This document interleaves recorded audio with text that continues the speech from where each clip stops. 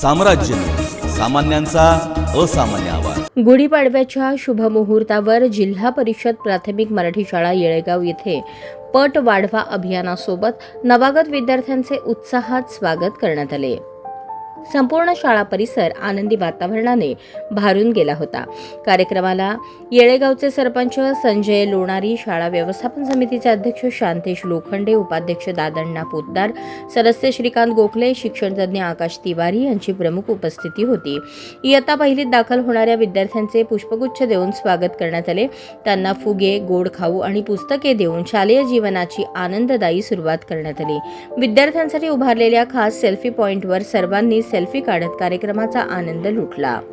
नवागत विद्यार्थ्यांचे औक्षण करून त्यांना शाळेबद्दल आकर्षण निर्माण व्हावे यासाठी विविध खेळ आणि उपक्रम आयोजित करण्यात आले।